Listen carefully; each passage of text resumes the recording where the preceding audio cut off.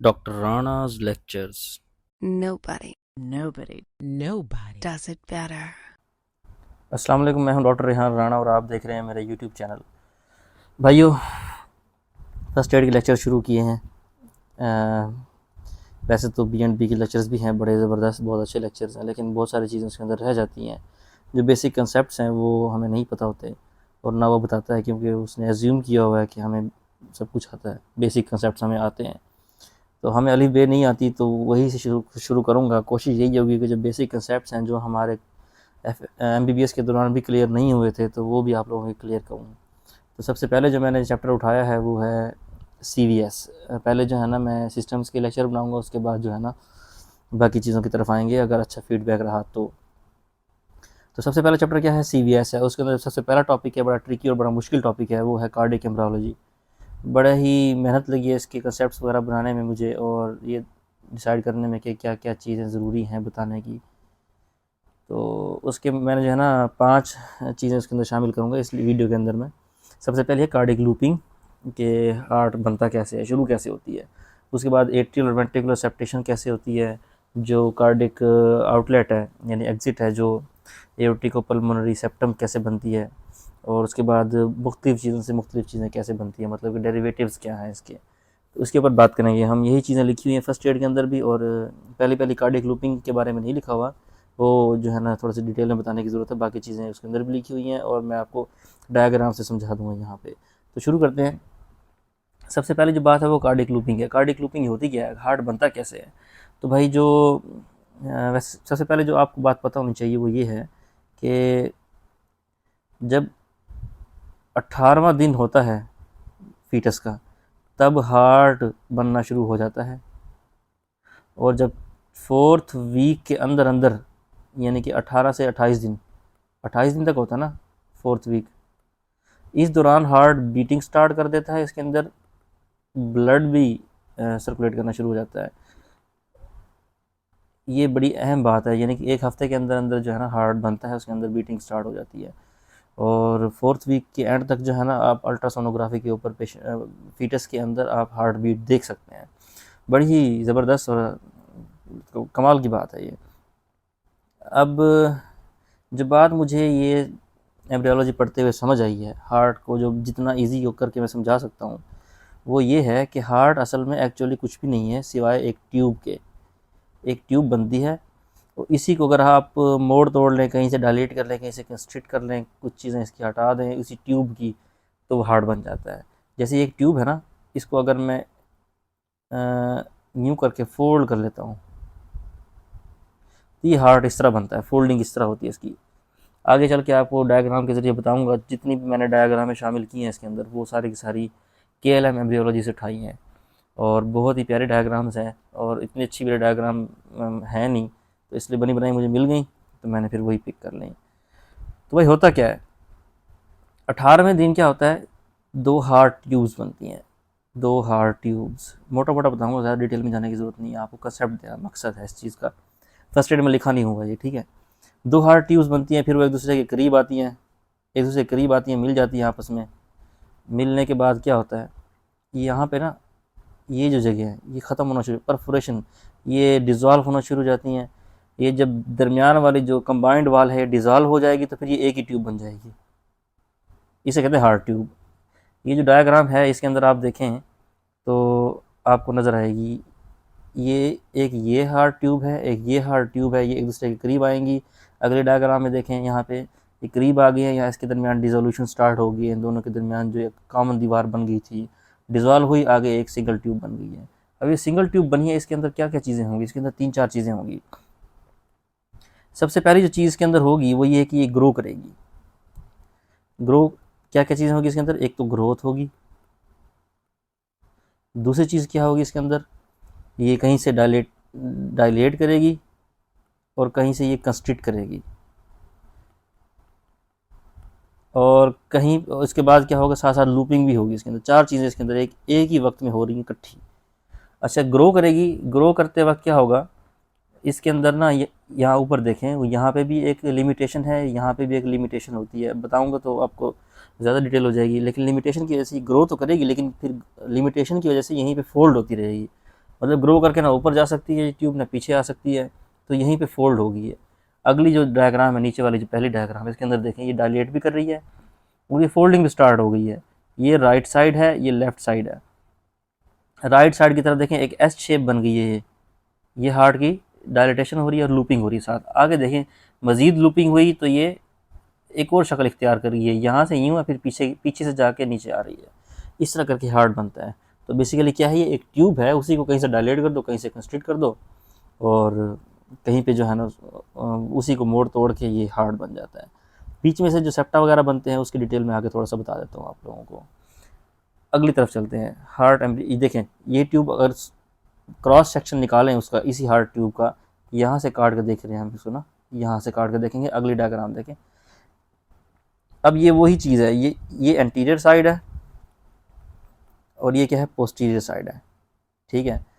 और ये एक ट्यूब बनी हुई है, यहाँ से चीज़ें इसके अंदर एंटर होती हैं और यहाँ से चीज़ें इसके एग्जिट होती हैं। ये ट्यूब है पूरी, ये हार्ट है बेसिकली। अब इसके अंदर थोड़ी सी चेंजेस आएंगी, वो हार्ट बन जाएगा।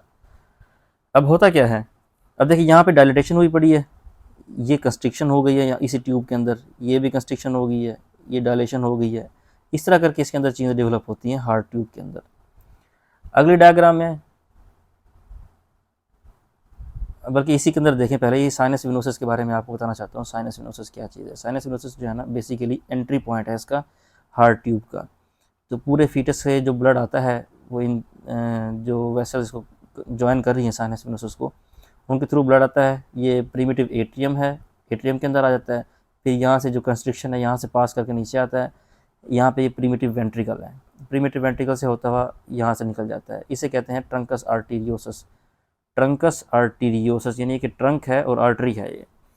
तो इसी से आगे जो चीज़ें बनेंगी उनमें से एक है एओर्टा और एक क्या है, पल्मोनरी ट्रंक, ठीक है। दोनों चीज़ें यहीं से बनती है, इसके दरमियान सेप्टेशन होती है। और जो ये वाला पार्ट है, ये यहाँ पे सुपीरियर इंफीरियर वेना केवा के बनेंगी और इन्हीं से चीज़ें बनेंगी और इसी के अंदर आकर ड्रेन होंगी प्रीमिटिव एट्रियम के अंदर। अब इस चीज़ को देखें और आपको क्या लगता है इसके अंदर किस किस चीज़ की ज़रूरत है? इसके अंदर किस किस चीज़ की ज़रूरत है? एक तो एट्रिया और वेंट्रिकल की सेप्टेशन की ज़रूरत है, दूसरा ये ट्रंकस आर्टीरियोसिस की सेप्टेशन की ज़रूरत है, और तीसरा वेंट्रिकल की सेप्टेशन की ज़रूरत है, चौथी किस चीज़ की ज़रूरत है?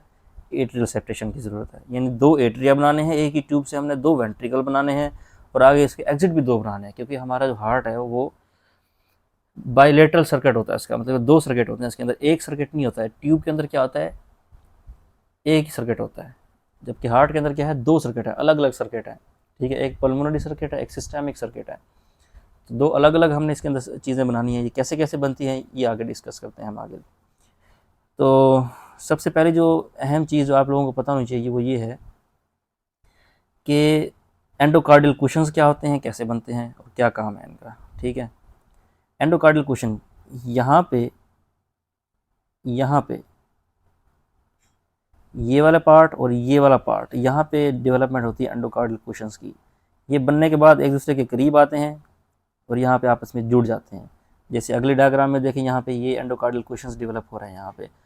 इससे अगली डायग्राम में देखें एंडोकार्डियल कुशन्स डेवलप हो गए हैं। एंडोकार्डियल कुशन डेवलप होने का ये मतलब हरगिज़ नहीं है कि एट्रिया और जो वेंट्रिकल है आपस में बिल्कुल एक दूसरे से रास्ता उनका कट गया है, बल्कि इस दरमियान में एक पॉइंट पे एक कॉन्टैक्ट करते हैं पीछे से और मतलब कि राइट साइड से और लेफ़्ट साइड से। मतलब ये एंटीरियर पार्ट है ना इसका, ये इंटीरियर है, ये पोस्टीरियर है। तो स्क्रीन की तरफ क्या है इसका, लेफ़्ट साइड होगी, उस दूसरी तरफ क्या होगी, राइट साइड होगी। तो वहाँ से रास्ता होता है दोनों तरफ से, तो ब्लड यहाँ से भी आ सकता है उस तरफ से। अगली डायग्राम में आपको समझ आएगी। ये जो अगली डायग्राम है ये सेक्शन लिया हुआ है उसने, ये डायग्राम सी के अंदर देखें जो मैं लाइन ड्रा कर रहा हूँ, यहाँ से सेक्शन काट के इसने आगे दिखाया हुआ है। यहाँ पे देखें ये वाला पॉइंट है जो कॉन्टैक्ट का है इनका, ये वाला रास्ता भी क्लियर है, ये वाला रास्ता भी क्लियर है। तो ब्लड यहाँ से आता है, साइनस वेनोसिस से इसकी एंट्री होती है और यहाँ से जो है ना ब्लड आता है नीचे वेंट्रिकल के अंदर। फिर बाकी हिस्सा इसने काट दिया जो एंटीरियर पार्ट है। डायग्राम सी के अंदर देखिए यहाँ से फिर ब्लड आता है, फिर आगे चला जाता है इसकी एग्जिट की तरफ। उम्मीद है आपको समझ आ गई होगी एंडोकार्डियल कुशन्स कैसे बनते हैं, और ये एंडोकार्डियल कुशन्स का बड़ा रोल है सेप्टा बनाने में, वाल्व्स बनाने में। एंडोकार्डियल कुशन से ही जो है ना ये एट्रियल सेप्टेशन के अंदर भी ज़रूरी होती है। ये आके इसने अपनी एडिशन देनी है एट्रियल सेप्टेशन के लिए, वेंट्रिकुलर सेप्टेशन के अंदर भी एडिशन देनी है इसने। और जो वाल्व्स बनते हैं एट्रियो वेंट्रिकुलर वाल्व्स, उसके अंदर भी इसने अपनी जो है ना अपना इनपुट देना है। अगली डायग्राम की तरफ जाते हैं, वो atrial septal development. Atrial septation कैसे होती है, ये डायग्राम बहुत ही प्यारी मुझे लगी है। ये डायग्राम उसके अंदर भी है फर्स्ट एड के अंदर, लेकिन इतनी ज़्यादा इलेबोरेटिव नहीं है और इतना ज़्यादा मज़ा नहीं आता उसके अंदर देखते हुए ना। तो ये बहुत प्यारा डायग्राम है, केएलएम के अंदर है ये डायग्राम ना। तो अब मैं ये केएलएम की डायग्राम में उठा के पढ़ा तो रहा हूँ, लेकिन साथ साथ डर भी लग रहा है मुझे कि यार ये कोई कॉपीराइट वाला मसला ना पड़ जाए। खैर देखते हैं बाकी। अब भाई इसके अंदर ये है, आपको 3-4 चीज़ें याद करने की ज़रूरत है, 5 चीज़ें हैं टोटल। 2 सेप्टम, यानी ये सेप्टम प्राइमम, ये सेप्टम प्राइमम, नीचे आ जाएं ये सेप्टम सेकेंडम, आगे आगे बनेगी सेप्टम सेकेंडम, ये है सेप्टम सेकेंडम। फिर फोरामेन प्राइमम, ऊपर देखें फोरामेन प्राइमम, फिर फोरामेन सेकेंडम, और 5वीं चीज़ है फोरामेन ओएल, अगले डायग्राम के अंदर बनी हुई है फोरामेन ओएल, ये वाली 5 चीज़ें हैं, septum primum, septum secundum, foramen primum, foramen secundum और फोरामेन ओएल। सेप्टम प्राइमम का क्या मतलब है, यानी कि पहला सेप्टम। सेप्टम मतलब दीवार एक दूसरे को जो सेपरेट कर रही है जी, उससे कहते हैं सेप्टम। तो पहली दीवार कैसे बनती है, अब वेंट जो प्रीमिटिव एट्रियम होता है वो पूरा एक गोल गोल सा कमरा समझ लें उसको, ठीक है। उसी की छत से एक चीज़ डेवलप होना शुरू हो जाती है, ये जब मैं इंसर्कल कर रहा हूँ उस चीज़ को, इसे कहते हैं सेप्टम प्राइमम। ये नीचे की तरफ ग्रो करना शुरू करती है। लेफ्ट वाले डायग्राम में देखें ज़रा, ये एक क्रीसेंट शेप, एक पर्दा सा डेवलप हो रहा है roof of the primitive atrium से, इसे कहते हैं सेप्टम प्राइमम। ये नीचे की तरफ ग्रो करना शुरू हो जाएगा ऐसे। यहाँ पे क्या पड़ा हुआ है, एंडोकार्डियल कुशन पड़े हुए हैं ये, ठीक है। ये एंडोकार्डियल कुशन है, ये एंडोकार्डियल कुशन है, ये आपस में मिलने लगेंगे। इनके एंडोकार्डियल कुशन बनने से पहले ऊपर ये सेप्टम प्राइमम बनना शुरू हो जाता है। जब तक नीचे की तरफ आता है तो ये कुशन बन जाते हैं। नीचे वाले डायग्राम में देखें, ये कुशन बन गए हैं, सेप्टम प्राइमम नीचे की तरफ आना शुरू हो गया है।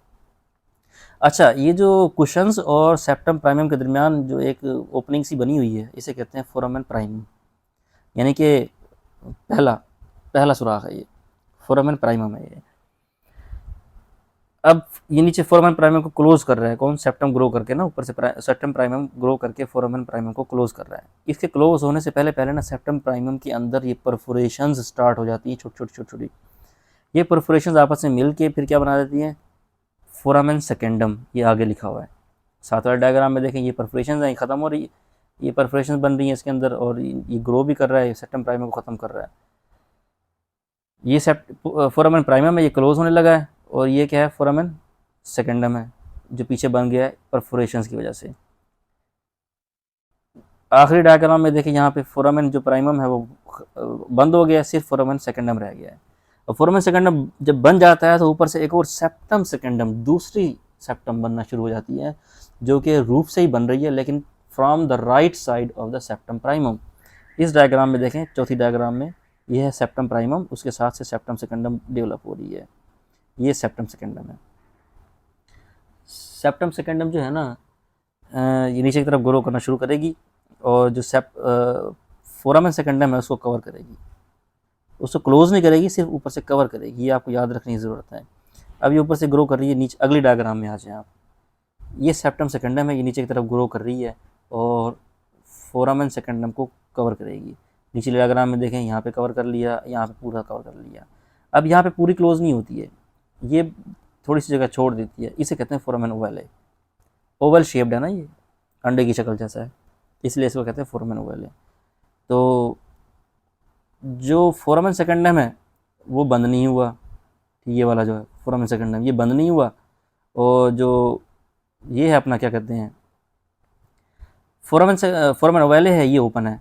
अब ये एक रास्ता बन गया है राइट एट्रियम से लेफ्ट एट्रियम की तरफ। अगली डायग्राम जो फ्रंट पे है वो देखें, यहाँ पे ये वाली डायग्राम देखें आप, ये क्या है, फोरामेन सेकेंडम, ये क्या है, फोरामेन ओवल। अब यहाँ से जो ब्लड जाएगा वो यूँ जाएगा। अब यहाँ पे जो राइट एट्रियम है, यहाँ पे ब्लड आ रहा है, कहाँ से आ रहा है, यहाँ से, यहाँ पे ब्लड जो साइनस वेनोसिस थी वो यहाँ पे उसकी ओपनिंग थी, पीछे आपने डायग्राम में देखा होगा। अब यहाँ से ब्लड आता है, और ब्लड कहाँ जाता है, इसकी तरफ जाता है, लेफ्ट एट्रियम की तरफ। ये जो रास्ता इसके अंदर बना है, ये बड़ा ज़रूरी है फीटस के लिए। जब मैं फीटल सर्कुलेशन पढ़ाऊँगा अगले लेक्चर के अंदर, तो उसके अंदर आपको पता लगेगा कि इसकी इम्पोर्टेंस क्या है फोरामेन ओवल की।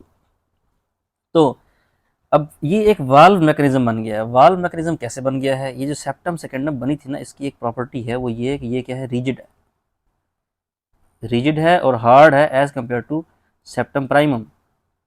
तो ब्लड यहाँ इसको, यानी कि सेप्टम प्राइमम को मूव करना आसान है, सेप्टम सेकेंडम को मूव करना मुश्किल है। तो क्या होता है, ब्लड यहाँ से जब इधर जाता है तो ईजिली सेप्टम प्राइमम को ज़रा डिविएट कर देता है इस तरफ।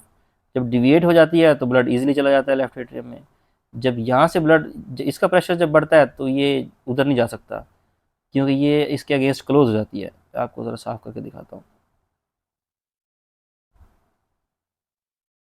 अच्छा, जब इसका प्रेशर बढ़ता है तो ये इसके अगेंस्ट क्लोज हो जाती है, तो ये वाल्व मैकेनिज्म बन जाता है। अगर आपको वाल्व मैकेनिज्म नहीं पता तो आप ज़रा इसको गूगल करके देखें कि वाल्व कैसे काम करता है। साइकिल का वाल्व भी ऐसे काम करता है, और मोटरसाइकिल का वाल्व, जो टायर के वाल्व होते हैं, इस तरह काम करते हैं। उसके अंदर एयर हम डाल तो सकते हैं, वापस नहीं आती उसके अंदर से, क्योंकि वो क्लोज कर देता है प्रेशर की वजह से।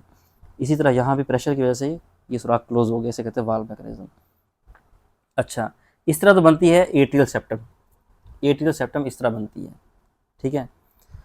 तो अब आ जाते हैं हम एओर्टिको-पल्मोनरी सेप्टम कैसे बनती है। एओर्टिको-पल्मोनरी सेप्टम, ये एंटीरियर साइड देख रहे हैं हम, ये एंटीरियर साइड है किसकी, हार्ट की। अब इसके अंदर क्या होता है, ये जो एग्जिट है ट्रंकस आर्टीरियस, जो हमें बनता है ट्रंकस आर्टीरियोसस है, ये बनता है जो, इसके अंदर क्या होता है, न्यूरल क्रस्ट सेल्स आते हैं, और भी चीज़ें इसके अंदर शामिल होती हैं। न्यूरल क्रस्ट सेल का बड़ा इंपॉर्टेंट रोल है इसके अंदर। न्यूरल क्रस्ट सेल आके इसके अंदर रिजेस बनाते हैं। रिजेस, जैसे अगर एक ट्यूब है ना, इसके अंदर एक रिज बनेगा। अब इसकी ये बैक वाल है, ठीक है, उसकी ट्यूब की ना बैक वाल है, ये बैक वाल है। इसके अंदर जो एक रिज बनेगा वो ऐसे बनेगा, ये रिज बन गया इधर। इसके अपोजिट जो दीवार है उसके अंदर यूं बनेगा रिज, और उन्हें आपस में मिलना है। तो एक तरह से ना फैन शेप्ड, मतलब कि स्पायरल शेप्ड एक वो सेप्टेशन बनाने का एक प्लान है यहाँ पे। जैसे अगले डायग्राम में देखें, यहाँ पे आपको समझ आ जाएगा कि ये कैसे बना हुआ है। इस डायग्राम पे ज़रा फोकस करें। ये वाला सेक्शन है, ये वाला पहले वाला, दूसरे वाला यहाँ का सेक्शन है ये वाला, और तीसरा सेक्शन कहाँ पे, ये पड़ा है। इनके अंदर देखिए जो रिजेस बने हुए हैं ना, वो डिफरेंट पोजीशन पे बने हुए हैं। ये पोजीशन पे इनके रिजेस बने हुए हैं, इन्होंने आपस में मिलना है। जैसे ये मिलेगा और ये यूँ करके मिलेगा, तो एक स्पायरल शेप बन जाएगी। अगले में ये बनी हुई स्पायरल शेप नज़र आ रही है आपको, यूँ करके ये स्पायरल शेप बन जाएगी। नीचे अगर आप आकर देखें, आखिरी ये डी डायग्राम में देखें, यहाँ पे देखें आप लोग, यहाँ पे ये एक ऐसे स्पायरल शेप बनी हुई है। अल्लाह ताला ने किस तरह ज़बरदस्त तरीके से यहाँ पे दो रास्ते बना दिए हैं। एक रास्ता एओर्टा के लिए बना दिया है, और एक रास्ता ये एओर्टा का, ये पल्मोनरी ट्रंक का रास्ता है, ये एओर्टा का रास्ता पीछे से जो आ रहा है। दो अलग अलग रास्ते बन गए, इसका बनना बड़ा ज़रूरी है। अगर ये ना बने तो क्या हो जाता है भला, क्या हो जाता है भला, उसे क्या कहते हैं यार, नाम भूल गया, चल बाद में बताऊंगा। ये सिंगल पेट रह जाती है, मतलब कि एओर्टिक और पल्मोनरी अलग अलग सेपरेशन नहीं होती, तो एक ही ये एग्जिट बन जाएगा। तो ऑक्सीजनेटेड डीऑक्सीजनेटेड की बहुत ज़्यादा मिक्सिंग होगी, इतनी ज़्यादा मिक्सिंग होगी कि it is not compatible with life, और बच्चे जो है ना, बड़ा ही ख़तरा होता है उसकी जान को। तो इस तरह करके एओर्टिक और पल्मोनरी सेप्टम बनती है। अब आगे आ जाएँ, वेंट्रिकुलर सेपरेशन कैसे बनती है। इसी के अंदर देखें, ये जो टॉप ऊपर वाली जो सी डायग्राम है, इसके अंदर देखें आप, ये देखें, ये ग्रो कर रही है पर वेंट्रिकल की जो फ्लोर है, वहाँ से एक सेप्टम ग्रो करना शुरू करता है ऊपर की तरफ। जैसे अगर मैं बनाऊँ इनको, एक मिनट ज़रा इसको साइड पर कर लेते हैं। अच्छा जी, ये एक वेंट्रिकल बना रहा हूँ, वेंट्रिकल के अंदर ना ऐसे एक सेप्टम ग्रो करना शुरू कर देता है, ये वाला।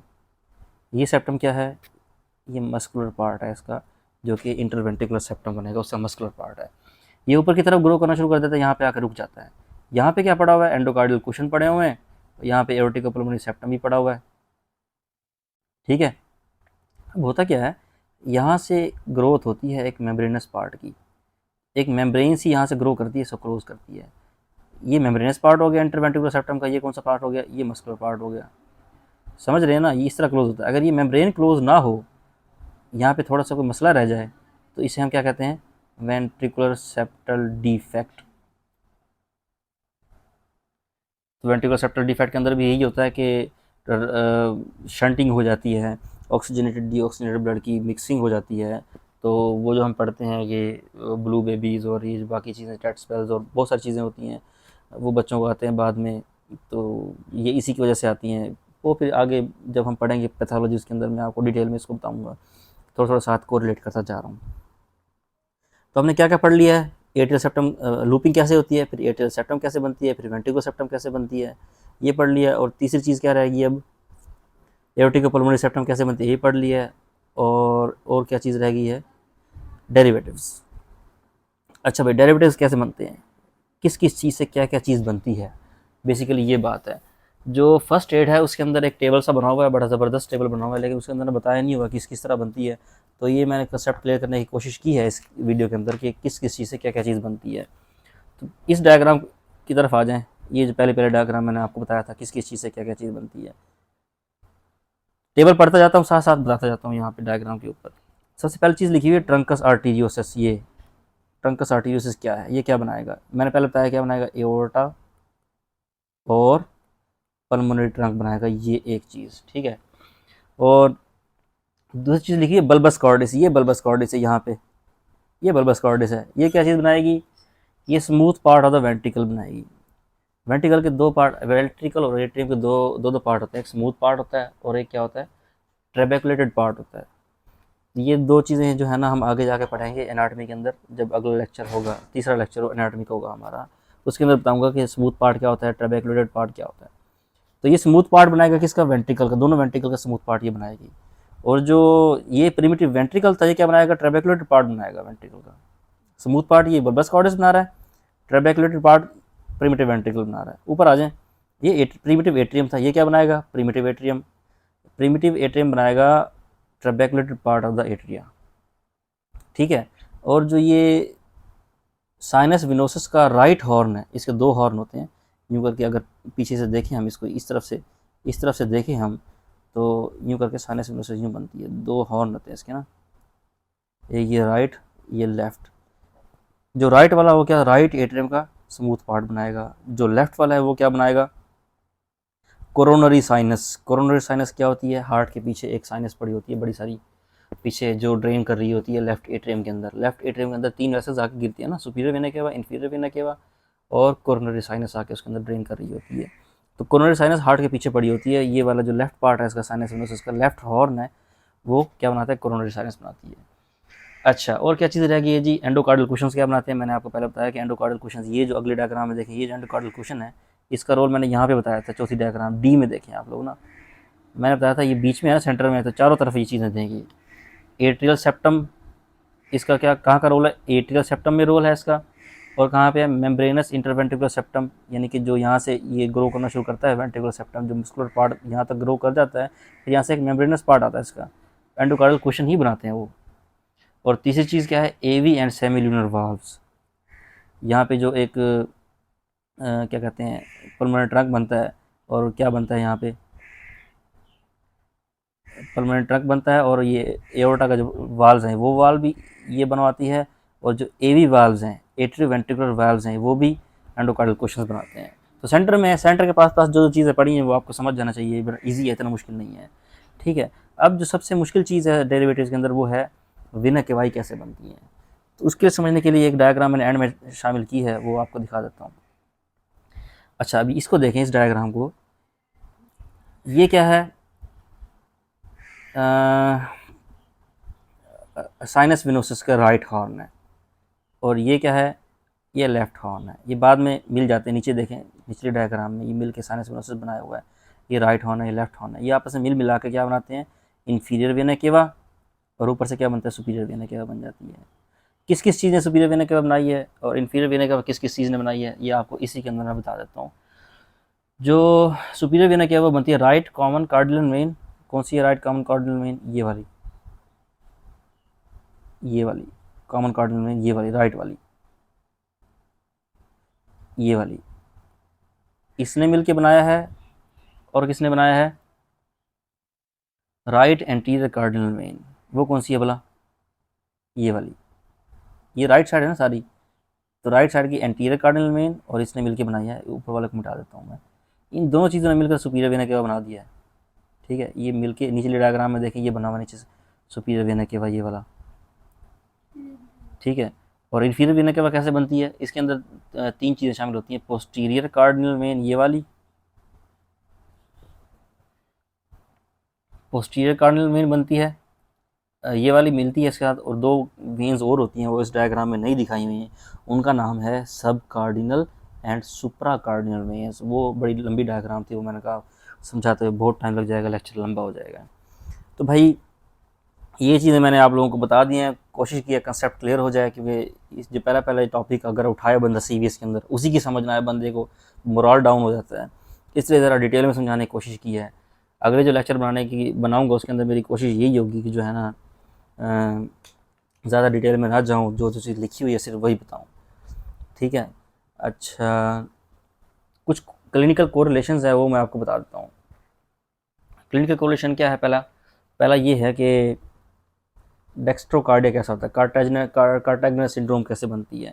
ये जो ऊपर लूपिंग हो रही है ना हार्ट की, ये वाली लूपिंग, इस लूपिंग के अंदर एक प्रोटीन होती है, उसका बड़ा रोल होता है, उसे कहते हैं डाइनिन, ठीक है। डाइनिन, अगर डाइनिन का मसला आ जाए तो क्या होता है, लेफ्ट की बजाय राइट साइड हार्ट बन जाता है, उसे कहते हैं डेक्स्ट्रोकार्डिया, और वो होता है कार्टाग्नर सिंड्रोम के अंदर। उसके अंदर और भी बहुत सारी चीज़ें एसोसिएशन होती है, लेकिन उसकी एक जो मैनिफेस्टेशन है वो ये है कि डेक्स्ट्रोकार्डिया कराती है, ठीक है। और जो दूसरी क्लिनिकल कोरिलेशन है वो है पेटेंट फोरामेन ओवेल। जो फोरामेन ओवेले है, ये जो बना हुआ है फोरामेन ओवेले, ये बर्थ के बाद जो है ना क्लोज हो जाता है। अगर ये क्लोज ना हो तो इसे कहते हैं एट्रियल सेप्टल डिफेक्ट। इस जो सेप्टेशन हम पढ़ रहे हैं इसी के अंदर एक एट्रियल सेप्टम बना है, एक वेंट्रिकुलर सेप्टम बना है। एट्रिया सेप्टम के अंदर जो मसला हो उसे कहते हैं atrial septal defect, ventricle septation के अंदर मसला हो तो वेंट्रिकुलर सेप्टल डिफेक्ट। ये फोरामेन ओवेले अगर ओपन रह जाए इसे कहते हैं एट्रियल सेप्टल डिफेक्ट। इसकी डिटेल हम पढ़ेंगे पैथोलॉजी जब पढ़ेंगे इसके अंदर। और जो तीसरी कोरिलेशन है वो मैंने बताई थी कि आउटफ्लो ट्रैक जो बनता है, ये डक्टस आर्टीरियसिस जो बन रहा है इसके अंदर, सॉरी पे क्या नाम है इसका, ट्रंकस आर्टीरियसिस की जो सेप्टेशन होती है, अगर उसके अंदर मसला आ जाए तो क्या हो जाएगा, तीन चीज़ें अलग अलग, तीन किस्म की पैथोलॉजीज़ हैं। उनमें से एक तो आपने पढ़ी हुई है टॉफ टेटोलॉजी ऑफ फैलेट है।